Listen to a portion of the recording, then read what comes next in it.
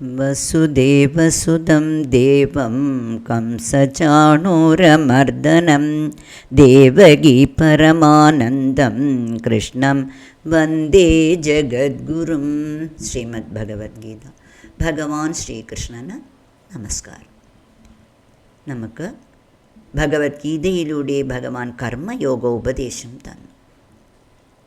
എപ്പോഴും ഉള്ളിലുള്ള ആത്മചൈതന്യത്തിനെ പ്രകാശിപ്പിക്കാനുള്ള മാർഗങ്ങളാണ് ഭഗവാൻ ഇനിയും ഉപദേശങ്ങളായി നമുക്ക് തരുന്നത്. കർമ്മയോഗത്തിലൂടെ മനസ്സ് ശുദ്ധമായി ആത്മാവ് തെളിയണമെങ്കിൽ നാം അതിനുള്ള ജ്ഞാനം നേടണം. ജ്ഞാനസമ്പാദനത്തിന് വേണ്ടി യജ്ഞഭാവത്തിൽ കർമ്മം ചെയ്യാൻ ഭഗവാൻ നമ്മെ ഉപദേശിക്കുന്നു. യജ്ഞം എന്നാൽ സമർപ്പണം, ത്യാഗമനോഭാവം എന്നൊക്കെയാണ് അർത്ഥം. ഭഗവത് പ്രീതിക്ക് വേണ്ടി ശ്രദ്ധയോടെയും ആത്മാർത്ഥതയോടെയും എല്ലാവരുടെ നന്മയ്ക്ക് വേണ്ടിയും സഹകരണത്തോടെ ചെയ്യുന്ന കർമ്മങ്ങൾ യജ്ഞമാണ് എന്ന് ഭഗവാൻ പറയും. നമുക്ക് ചുറ്റിലുമുള്ള പ്രകൃതിയും പ്രകൃതി ദേവന്മാരും യജ്ഞഭാവത്തിൽ എങ്ങനെ സംഘടിതമായി പ്രവർത്തിക്കുന്നു എന്ന് ഇവിടെ ഭഗവാൻ നമുക്ക് പറഞ്ഞു തരികയാണ്. പ്രപഞ്ചചക്രത്തിൻ്റെ സഹകരണാത്മകമായ പ്രവർത്തനം ഭഗവാനിൽ നിന്ന് നമുക്ക് മനസ്സിലാക്കാം. ആദ്യമായി പരബ്രഹ്മം അല്ലെങ്കിൽ ഭഗവാനിൽ നിന്ന് ബ്രഹ്മാവും, ബ്രഹ്മാവിൽ നിന്ന് വേദങ്ങൾക്കനുസരിച്ചുള്ള സൃഷ്ടികർമ്മവും, സൃഷ്ടിയിലൂടെ പ്രകൃതിയും ജീവാത്മാക്കളും ഉണ്ടായി. അപ്പോൾ സൃഷ്ടികർമ്മം യജ്ഞങ്ങളോടുകൂടി തന്നെയാണ് ബ്രഹ്മാവ് ചെയ്തത്. സഹയജ്ഞ പ്രജാ സൃഷ്ട്വാ പുരോവാച പ്രജാപതി എന്ന് പറയും.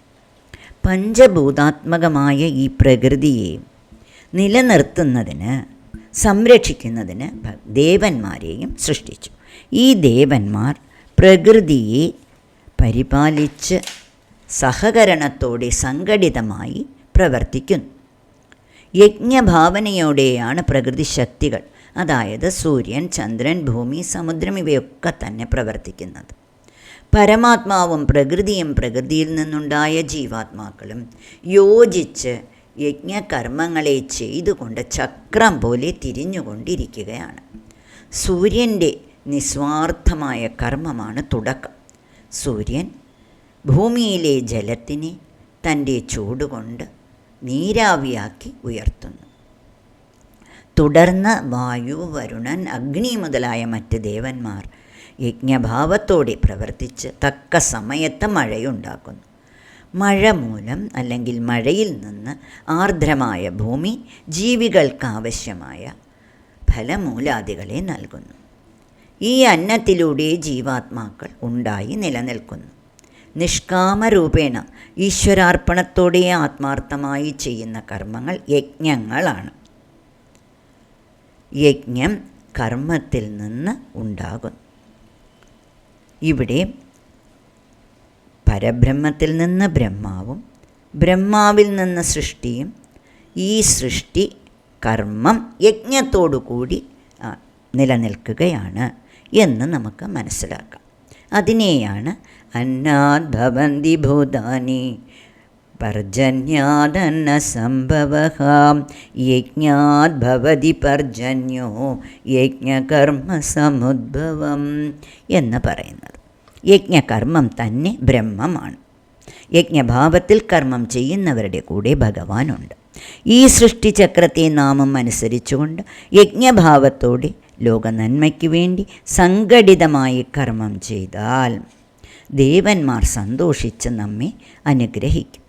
പ്രകൃതി വിഭവങ്ങളെല്ലാം ദേവന്മാരുടെ സമ്പത്താണ്, എല്ലാവർക്കും വേണ്ടിയുള്ളതുമാണ്. ഈ പ്രകൃതി നമ്മുടെ അമ്മയാണ്. ഭഗവാൻ പ്രകൃതിയിൽ നമുക്കാവശ്യമായ എല്ലാ വിഭവങ്ങളും തന്നിരിക്കുകയാണ്. ഇത് നമുക്ക് മാത്രമല്ല എല്ലാവർക്കും വേണ്ടിയുള്ളതാണ് എന്ന് മനസ്സിലാക്കി നാം പ്രകൃതിയെ സംരക്ഷിക്കണം. ഇങ്ങനെ യജ്ഞഭാവത്തോടെ ഭഗവാനും പ്രകൃതി ദേവന്മാർക്കും നന്ദി പറഞ്ഞുകൊണ്ട് നമുക്ക് കിട്ടുന്ന പ്രകൃതി വിഭവങ്ങളെ മറ്റുള്ളവർക്കും കൂടി ഷെയർ ചെയ്തുകൊണ്ട് കർമ്മം യജ്ഞഭാവത്തോടെ യോജിച്ച് പ്രവർത്തിച്ചാൽ പ്രകൃതി കൂടുതൽ ഐശ്വര്യമുള്ളതായി ഫലഭൂയിഷ്ടമായി നമുക്ക് മാത്രമല്ല വരും തലമുറയ്ക്കും യോജിച്ചതായിരിക്കും. ഇത് തന്നെയാണ് പ്രകൃതിയിലെ കർമ്മചക്രം. പ്രകൃതി സംരക്ഷണം ഓരോ മനുഷ്യൻ്റെയും കടമയാണ്. നാം യജ്ഞകർമ്മങ്ങൾ വഴി ദേവന്മാരെ സന്തോഷിപ്പിച്ചാൽ, പ്രകൃതി ദേവന്മാരെ സന്തോഷിപ്പിച്ചാൽ, അവർ നമുക്ക് ചുറ്റിലുമുള്ള പ്രകൃതിയെ കൂടുതൽ ഐശ്വര്യമുള്ളതാക്കി ഫലഭൂയിഷ്ടമാക്കി നമ്മെയും വരും തലമുറകളെയും അനുഗ്രഹിക്കും. എല്ലാവർക്കും കൂടുതൽ നന്മയുണ്ടാകും. നാം ഒരിക്കലും പ്രകൃതിയെ ചൂഷണം ചെയ്യുകയോ മലിനമാക്കുകയോ അരുത്. ഇതാണ് ഭഗവാനിൽ നിന്ന് നാം പഠിക്കുന്ന പാഠം.